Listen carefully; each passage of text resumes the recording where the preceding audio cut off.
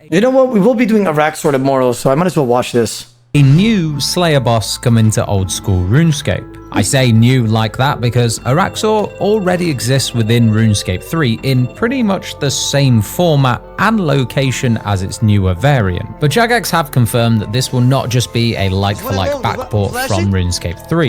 Now, with Araxxor's release, of course, comes a few new unique items. These have undergone some changes and rebalancing since their original pitches, so in this video, I'm going to unpack everything you need to know ahead of its release. Araxxor is located in the Mauritania Spider Cave just northeast of Darkmere. This cave previously required the knight at the theatre quest to enter, but with the release of the new boss, you'll be able to gain access to it with just the priest in peril quest completed.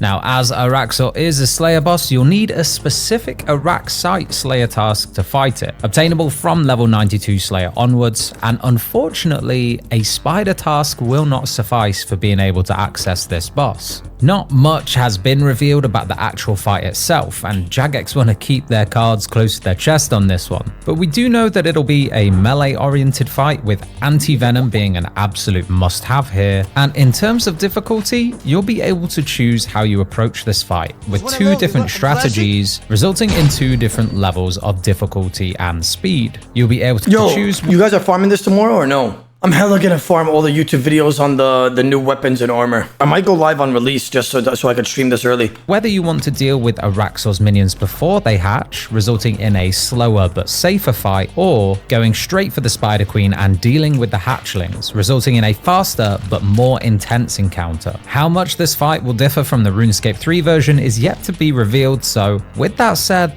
let's move on to the good stuff, the rewards. First up, the Araxxor boots. Now, the stats on these things don't look all too impressive at a first glance, but they're actually incredibly useful for a number of reasons. First of all, there's no defense requirement to wear the Araxxor boots, meaning lower level accounts and unique account builds can benefit from the same strength bonus that dragon boots give without the defense levels. This puts them on the same punching level as spiked manacles for those one defense builds, but arguably a much higher requirement to get them. The boots also boast similar ranged attack stats to other mid-game ranged options, and the same magic attack bonus as infinity boots. All of that topped with no negative attack stats make these boots a really strong option for raids, PvP, I think this is gonna be the best in slot for revs probably now, and other scenarios where you'll want to bring multiple attack styles. Another pretty cool and niche feature of the boots is that they grant you occasional immunity to web-based special attacks. Notable bosses that have these include Verzik in the Theatre of Blood, Spindle and Venenatus, and Sorachnus. Moving on, another reward I think is bound to shake up some gear meta setups is the Noxious Hird. Yes, finally a decent looking halberd that may be a good all-rounder. It requires 82 attack to wield, and the stats on this thing are pretty wild. A strength bonus as attack to... The special attack cures you of any poison or venom, buffs your next attack with the halberd to have a minimum hit equal to how severely poisoned you were. Has a 33% chance to inflict your target with venom, increased to 50% when used alongside the Serpentine helmet. Wield, and the stats on this thing are pretty wild. A strength bonus as high as an Elder Maul, and a slash bonus rivaling that of the Soul Reaper axe. This thing is a heavy hitter, with the added bonus of only having a 5-tick attack speed, not to mention the extra tile of range that all halberds traditionally have. It'll be interesting to see where this weapon sits within the RuneScape meta and within the typical gear progression of an account. Because given the beefy stats of the halberd, it could be seen as an interim best-in-slot slash weapon, as it's only really outclassed by weapons and gear that come much later in the game. There is another interesting aspect to this weapon, and that is its special attack. The halberd's special attack will not only cure poison, but also buff your next attack's minimum hit by the amount of poison damage that you are about to take. The old school team give an example here of how this would work. So if your next poison damage was for 16 and you used the special attack, your next successful hit would be rolled between 16 and your max. Now this is where it gets pretty interesting, because it only affects your minimum hit. So theoretically, with the only requirement for this weapon being 82 attack, you could wield it with a strength level of 1. And what would happen I'm not gonna lie, chat. The new armor and weapons seem fucking strong. What the hell? I'm surprised, bro. Faisal, thank you again for the summer, Habibi. if you use the special attack then? Would it roll between 16 and your maximum hit, even if your maximum hit was below 16? Would the spaghetti code of the RuneScape Matrix be able to handle such a complication? I really don't know, but I do think overall it's a pretty underwhelming special attack with very few places it would be useful. The passive effect of the halberd also has a 33. Honestly, I don't give a shit about the spec, just the weapon itself. 142 melee strength is not bad at all.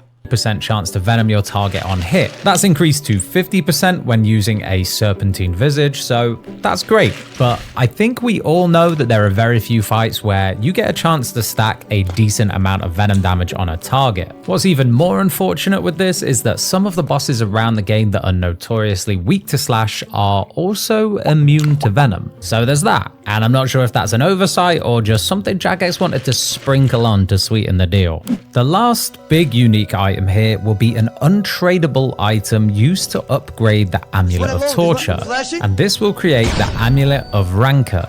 This is really just a boosted torture with the attack and strength bonuses going up, really cementing its position as the new best in slot for melee. It will require 86 crafting to put together, however the completed amulet will be tradable on the Grand Exchange, meaning that Iron Men will have to craft it themselves, but luckily with a crafting level lower than the Amulet of Torture, and any other account will just be able to buy it as usual. Now when we look at the current state of the old school RuneScape melee meta. Wait, what's the torture strength bonus? Like a normal torture amulet. What is it? I'm curious. It's 10? Oh shit. That means that this +2 might give a max hit for Gmol or AGS. And if that's so, that's crazy. The Amulet of Blood Fury has been reigning supreme for a very long time now. It boasts really good all-round stats while being able to heal you within combat. So how does this stack up against the new amulet? And will the new amulet take the spot as the quote-unquote best in slot melee amulet? Personally, I don't think it will. If you're making very few mistakes in high level PVM, then you may opt for this new amulet to boost. Yo, I'm not gonna lie, this guy just yaps. Like, just be yapping about random shit.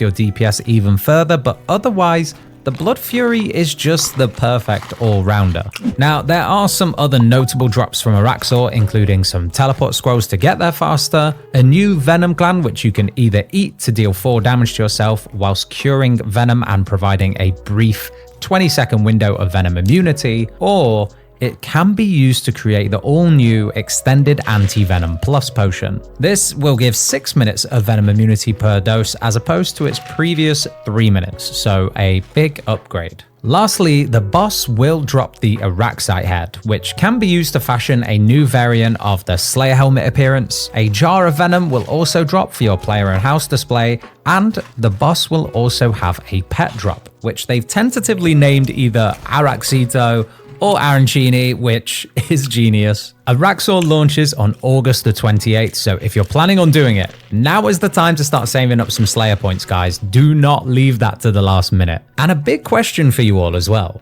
What order would you rank these uniques at? With 1 being the highest and 3 being the lowest. I would say the boots and the amulet are better than the halberd. Or the boots last? I guess the boots won't be for high level PVM, but it's the best in slot now for peers, Zerkers. I guess I'm just looking at it as a PvP aspect. I don't know. I mean, honestly, all 3 of them are going to have uses. I feel like all of them are pretty good.